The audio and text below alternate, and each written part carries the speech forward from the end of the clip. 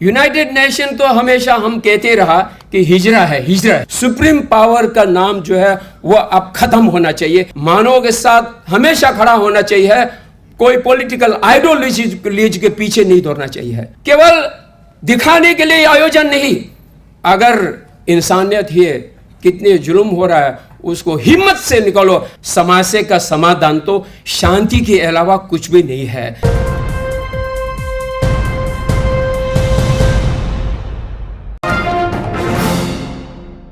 आप लोगों के समक्ष में तो सभी पॉलिटिकल पार्टीज के entire the Indian parliamentarians, the former and present member of the parliament, farmer ministers, इतने डिग्निटरी लोग आप लोगों के समक्ष में होते, तो हम जैसे सामान्य व्यक्ति आप लोगों के समक्ष में मैं जैसे कुछ भी नहीं प्रकाश डाल पाऊँगा, परंतु विषय को लेकर मैं इतना उत्सुक था और इसलिए मैं आया हूँ।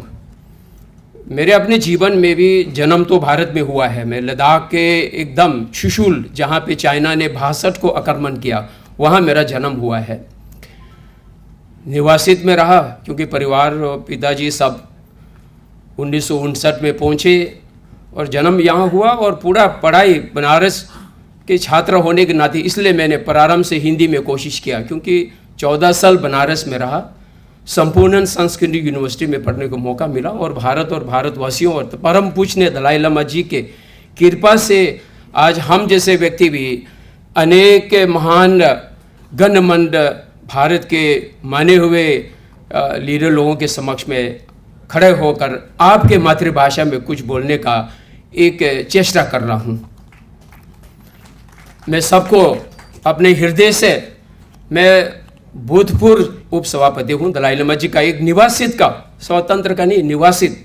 आज परम पूज्य दलाई लामा जी सिक्किम में है, करीब 4000 के करीब को अभिषेक किया। हमने सीधा प्रसारण देखने को अवसर मिला। लेकिन जहाँ तक विषय हम सब जानते हैं, माननीय फारूक जी, सलमान जी, हमारे यजूरी जी, जहाँ तक मैं जानता हूँ, मैं कई बार मिलने का मुझे अवसर मिला जब मैं निवासित सरकार के, निवासित संसद के जब उपसभापति था। अभी मैं दिल्ली में रहता हूँ। हम लोगों का भी एक सर्वधर्म सम्मेलन का संस्था है, उसमें मैं एक सदस्य हूँ बुद्धिस्ट का। United nation of human rights जो आज आप लोगों ने विषय है, मेरे सामने तो ये पुराना विषय है, क्योंकि 59 से लेकर आज हम almost 64 years in exile, the His Holiness Dalai Lama and the Tibetan communities. Not only the Tibetan Buddhist communities, we have also from the centuries the Muslim Tibetan communities. They are also living in Kashmir, Srinagar, and then the Moradabad, Lucknow, and then in Nepal, and then in Kalimpong, in Darjeeling, and everywhere in Tibetan Muslim communities also. They speak fluently Tibetan language. तिब्बती भाषा तो इतना बोलेंगे कि हमको भी कभी अपने आप को चौंक जाता है कि बड़े इतना तो ऑनरेफिक टिबेटन लैंग्वेज को प्रयोग करता है। और आज पूरे विश्व में है। हमारे मसूद भट्ट निवासी तिब्बत के सरकार में फॉरेन डिपार्टमेंट में काम करते थे, सेवा किया। यूसुफ जी ने सेवा किया तिब्बत निवासी तिब्बत के सरकार में, हेल्थ डिपार्टमेंट में, और अनेक लोगों ने।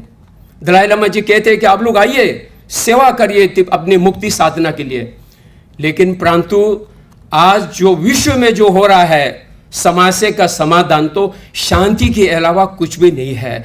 There is nothing I think beside और without the non violence and the dialogue and the negotiations.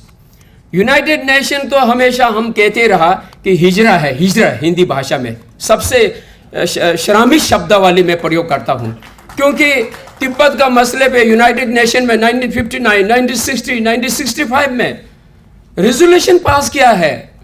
मेरे जीवन में कॉफी आनंद, बुर्दोस गाली, अभी जो निकटतम में जो यूनाइटेड नेशन के सेक्रेटरी जो मुमकिन अभी वर्तमान में, क्या पावर है इनका पास।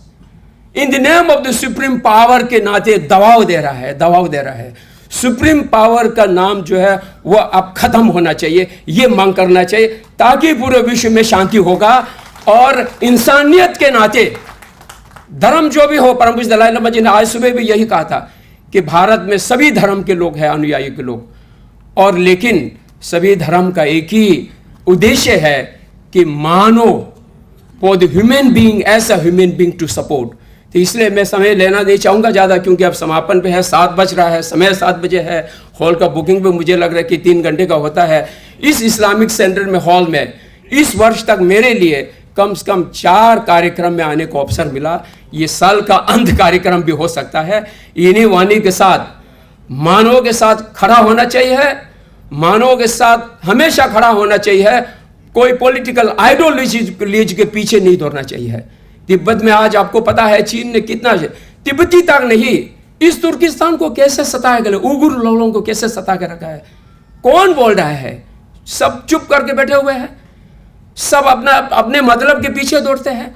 अगर इंसानियत है, धर्म को माने ना माने, as a human being we have to stand up together. Whatever is happening in this day, in there all this war between the 2-3 countries, इनको भी हम सबको साथ खड़ा होना चाहिए। हम सबको एक केवल सेमिनार तक नहीं, ये आंगन तक नहीं, परंतु डेलीगेशन भी जाना पड़ेंगे। तो डेलीगेशन को जाना चाहिए, यहां तक सीमित नहीं रखना चाहिए। यहां का आवाज वहां यूनाइटेड नेशन में नहीं पहुंचेगी, यहां का आवाज यूक्रेन में नहीं पहुंचेगी, यहां का आवाज रशिया में नहीं पहुंचेगी, यहां का आवाज फिलिस्तीन में नहीं पहुंचेगी, यहां का आवाज वहां इजराइल में नहीं पहुंचेंगे। केवल दिखाने के लिए आयोजन नहीं, अगर इंसानियत ही है, कितने जुल्म हो रहा है, उसको हिम्मत से निकालो। हमारे तो तिब्बतन का 15 वर्ष के बालक से लेकर 65 वर्ष के लोगों ने आत्मदाह कर रहा है शी जिनपिंग के सामने। शी जिनपिंग तो G20 में भी नहीं आ पाया था, शर्म हो गया था, क्योंकि तिब्बती लोगों का जुलूस होकर सोचकर, तिब्बतन समर्थकों का जुलूस होकर सोचकर। तो इसीलिए इस तरह के लोगों को डराता नहीं है। लोगों को हिम्मत से अगर आप जुलूस करेंगे, जलसा करेंगे, तो हमेशा समस्या का समाधान होगा।